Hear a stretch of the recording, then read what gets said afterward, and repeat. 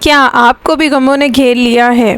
کیا ہر طرف ناکامی کا سامنا ہے اور زندگی کے ہر قدم پر آزمائشوں اور ناکامیوں نے گھیر لیا ہے؟ تو آج کی ویڈیو ان تمام لوگوں کے لیے جو ان حالات سے گھبرا گئے ہیں، تھک گئے ہیں اور ان آزمائشوں سے نکلنے کا کوئی عمل اور وظیفہ ڈھونڈ رہے ہیں، تو وہ آج بالکل صحیح ویڈیو پہ آ گئے ہیں۔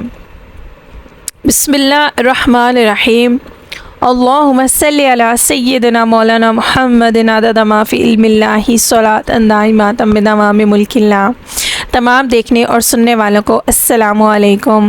مجھے امید ہے آپ سب جہاں بھی ہوں گے خیریت سے ہوں گے، اور رب کائنات سے یہی دعا ہے کہ آپ سب جہاں رہیں اللہ پاک ہم سب کو اپنے حفظ و امان میں رکھے، ہر بری گھڑی سے محفوظ رکھے، شیطان کے شر سے محفوظ رکھے، حاسدوں کے حسد سے محفوظ رکھے، اور جو بیمار ہیں اللہ تعالیٰ انہیں شفائے کاملہ عطا فرمائے، آمین۔ ناظرین، آج کی ویڈیو ان تمام لوگوں کے لیے بہت زبردست ہے جو غموں، ناکامیوں اور آزمائشوں سے تھک گئے ہیں، گھبرا گئے ہیں۔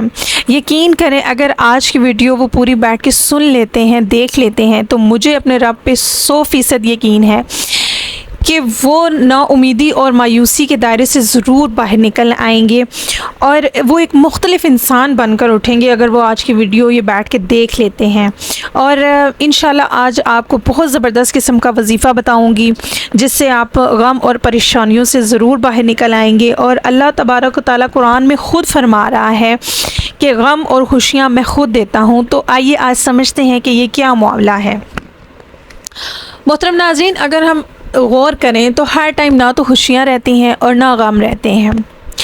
کچھ لوگوں کی زندگی میں خوشیاں بہت زیادہ ہو جاتی ہیں اور کچھ لوگوں کی زندگی میں غم بہت زیادہ ہو جاتے ہیں، اور انسان پتہ ہے کب پریشان زیادہ ہو جاتا ہے، نا امید ہو جاتا ہے، مایوس ہو جاتا ہے، جب اسے ایک کے بعد ایک مسئلہ، ایک کے بعد ایک پریشانی، آزمائش کا سامنا کرنا پڑتا ہے، تو پھر اسے لگتا ہے کہ جیسے زندگی میں ہر انسان بہت زیادہ خوش ہے، پرسکون ہے، اور صرف میں ہی پریشانیوں اور آزمائشوں میں گھرا ہوا ہوں۔ لیکن ایسا نہیں ہے، ٹھیک ہے۔ اگر ہم بات کریں قرآن پاک کو لے کے تو سورہ بقرہ کی آیت نمبر 155 اللہ تعالیٰ خود فرما رہا ہے، اور ہم ضرور تمہیں کچھ ڈر اور بھوک سے اور کچھ مالوں اور جانوں اور پھلوں کی کمی سے آزمائیں گے، اور صبر کرنے والوں کو خوشخبری سنا دو۔ محترم ناظرین، اگر ہم اس آیت کا ترجمہ ہی دیکھیں تو سمجھنے والوں کے لیے یہ بات بہت بڑی ہے اور بڑی آسان ہے کہ اللہ تعالیٰ خود کہہ رہا ہے کہ میں تمہیں آزماؤں گا کچھ ڈر سے۔ اب ڈر کیا ہے؟ زندگی میں ہر انسان کے کوئی نہ کوئی ڈر ہو سکتا ہے، جیسے گھر ہے اور آپ کا واحد کفیل گھر میں آپ کا باپ ہے، تو آپ کے ذہن میں یہ ڈر آ سکتا ہے کہ اگر ہمارا باپ فوت ہو جاتا ہے تو کل ہمارے گھر کا نظام کون چلائے گا، کاروبار کو کون دیکھے گا، کون کما کے لائے گا اور ہم بیٹھ کے کھائیں گے، ٹھیک ہے۔ ڈر یہ بھی ہو سکتا ہے کہ اگر کاروبار ختم ہو جاتا ہے، تباہ ہو جاتا ہے، تو ہم دوسرا اس کا کیا حل کریں گے، گھر کا نظام کیسے چلے گا، ہم زندگی کیسے گزاریں گے۔ کچھ لوگ صاحب اولاد ہیں تو ان کے شادی بیاہ کے مسائل ہیں، اور کچھ لوگوں کو اللہ نے اولاد سے نہیں نوازا تو وہ لوگ پریشان ہیں کہ اگر اللہ نے ہمیں اولاد نہ دی تو ہمارا کیا فیوچر ہوگا، یا ہماری زندگی کا پھر کیا مقصد ہوگا۔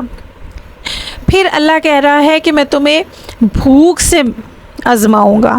اب دیکھیں بھوک کیا ہے، آج کے دور میں یہ بات سمجھنا مشکل ہی نہیں ہے کہ اس بندے سے ہی آپ پوچھ لیں جس کی جیب میں پیسہ نہیں ہے اور اس کے گھر میں بچے بھوکے پیاسے رو رہے ہیں، تو اس سے بڑی آزمائش کیا ہوگی اس انسان کے لیے کہ یہ تو اللہ پاک اسے بھوک سے آزما رہا ہے، ٹھیک ہے نا۔ یعنی اس کی دکان ہے لیکن دکان نہیں چل رہی، یا وہ کوئی چیز بیچتا ہے تو وہ بک نہیں رہی، تو جب کوئی چیز بکے گی نہیں، کام نہ چلے گا تو اس کے پاس پیسہ ہی نہیں آئے گا، جب پیسہ نہیں آئے گا تو گھر میں کھانے کے لیے کچھ نہیں ہوگا۔ تو اللہ تعالیٰ یہاں پہ بھوک سے آزمانے کی بات کر رہا ہے۔ پھر اللہ کہتا ہے کہ کچھ مالوں سے آزماؤں گا۔ اب ایسا ہوتا ہے کہ کوئی ہرے بھرے گھر ہوتے ہیں، مال و دولت سارا کچھ ہوتا ہے، لیکن ایک دم ایسا کیا ہوتا ہے کہ ان کا کاروبار ایسا تباہ ہوتا ہے کہ وہ لوگ سڑک پہ آ جاتے ہیں۔ کچھ کیس ایسے بھی ہوتے ہیں کہ آپ نے کہیں انویسٹ کیا ہوتا ہے اور آپ کا پیسہ ڈوب جاتا ہے، اور انویسٹمنٹ آپ نے قرض لے کے کی ہوتی ہے، تو اس کیس میں یہ ہوتا ہے کہ آپ کو اپنی پراپرٹی بیچنی پڑتی ہے۔ تو اس طرح کے حالات ہو جاتے ہیں، اور یہ ساری آزمائشیں ہیں مال کے حوالے سے، ٹھیک ہے۔ پھر اس کے بعد اللہ تعالیٰ کہتا ہے میں آپ کو آپ کی جانوں سے آزماؤں گا۔ اب جانوں سے آزمانے سے مراد کہ اللہ تعالیٰ نے آپ کو صاحب اولاد کیا اور پھر آپ کی اولاد فوت ہو گئی، یا آپ کے سگے بہن بھائی ہیں، آپ کے والدین ہیں جو اللہ تعالیٰ ہمارے پاس نعمتوں کی صورت میں، اور اگر وہ واپس لے لیتا ہے تو وہ ٹائم جو ہوتا ہے وہ بڑی تکلیف کا ٹائم ہوتا ہے اور وہ آزمائش کا ٹائم ہوتا ہے، ٹھیک ہے نا۔ تو ان تمام ٹائم میں کیا کرنا ہے کہ اللہ تعالیٰ ہمیں حکم دے رہا ہے، اللہ تعالیٰ ہمیں کی تاکید کر رہا ہے کہ آپ لوگ صبر کیجئے، تو ان لوگوں کے لیے خوشخبری ہے، ٹھیک ہے نا۔ یعنی ہر پریشانی کے بعد اللہ تعالیٰ آپ کو خوشی دیتا ہے، یا ہر پریشانی مشکل کے بعد آسانی ہے، ٹھیک۔ آزمائش کا حدیث میں بھی ذکر ہے، میں آپ کے سامنے ایک حدیث رکھتی ہوں۔ حضرت ابو ہریرہ سے روایت ہے کہ رسول صلی اللہ علیہ وآلہ وسلم نے فرمایا، اللہ تعالیٰ جس کے ساتھ بھلائی کا ارادہ فرماتا ہے تو اسے تکالیف میں مبتلا کرتا ہے۔ اب میں آپ کو دوسری حدیث بھی بتاتی ہوں، وہ بھی حضرت ابو ہریرہ سے روایت ہے کہ مسلمان کو جو تکلیف، رنج، ملال، اذیت، غم پہنچے، یہاں تک کہ اس کے پیر میں کوئی کانٹا ہی چبھے، تو اللہ تعالیٰ اس کے سبب اس کے گناہ مٹا دیتا ہے۔ تو ایک تو آپ یہ بات سمجھ لیں کہ جن کی زندگی میں آزمائش، غم نہیں آتے، اللہ تعالیٰ ان کے ساتھ بھلا نہیں کرنا چاہتا۔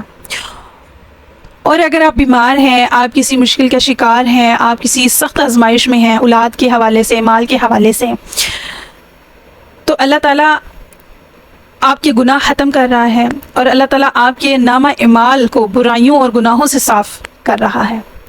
کیونکہ اس حدیث سے ثابت ہے کہ اگر آپ کو ایک کانٹا چبھنے کی بھی تکلیف ہے تو اس کے بدلے میں کیا ہو رہا ہے، آپ کے ساتھ آپ کے گناہ جھڑ رہے ہیں۔ اب آپ نے مایوسی اور نا امیدی کے دائرے سے باہر آ جانا ہے، کیونکہ اب آپ کو سمجھ آ گئی ہے کہ یہ تمام تکلیفیں، آزمائشیں اللہ تعالیٰ کی طرف سے ہیں، اور کیوں ہیں، کہ ہماری بھلائی کے لیے، ٹھیک ہے۔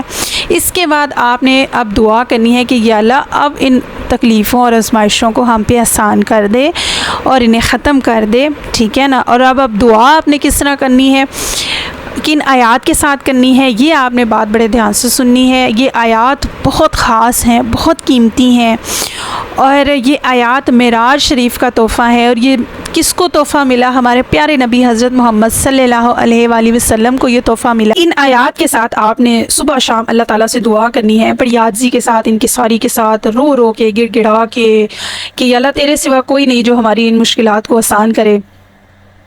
اور آپ دیکھیں کہ یہ آزمائشیں صرف ہم انسانوں پہ نہیں ہیں۔ اگر ہم آج سے 1400 سال پہلے کی باتیں کریں تو حضرت یونس علیہ السلام پہ کتنی بڑی آزمائش تھی جب وہ مچھلی کے پیٹ میں چلے گئے۔ حضرت ایوب علیہ السلام کی اگر ہم بات کریں تو ان کے جسم میں کیڑے اللہ تعالیٰ نے ڈال دیے، اور پھر بھی انہوں نے صبر اور شکر کا دامن ہاتھ سے نہیں چھوڑا۔ حضرت ابراہیم علیہ السلام کی اگر ہم بات کریں تو ان پہ اولاد کی آزمائش تھی کہ انہوں نے اپنی اولاد کو ذبح کرنا تھا۔ تو ہمارے پیارے نبی حضرت محمد صلی اللہ علیہ وآلہ وسلم پر کتنی آزمائشیں اور تکلیفیں تھیں، لیکن سب نے صبر کا دامن ہاتھ سے نہیں چھوڑا۔ تو ہم نے بھی انہی کو فالو کرنا ہے، اور ہم نے صبر کا دامن ہاتھ سے نہیں جانے دینا۔ ان آیات کو آپ نے صبح شام 100 مرتبہ پڑھ کے اللہ تعالیٰ سے دعا کرنی ہے۔ بما اول و آخر درود شریف آپ نے پڑھنا ہے، کوئی بھی درود شریف آپ پڑھ سکتے ہیں، اور آپ اللہ تعالیٰ سے دعا کیجیے۔ اور اس کا ٹائم پیریڈ کوئی نہیں ہے، آپ اسے تب تک پڑھیں جب تک کہ آپ کی زندگی کی مشکلات، آزمائشیں ختم نہیں ہو جاتی۔ اللہ نگہبان۔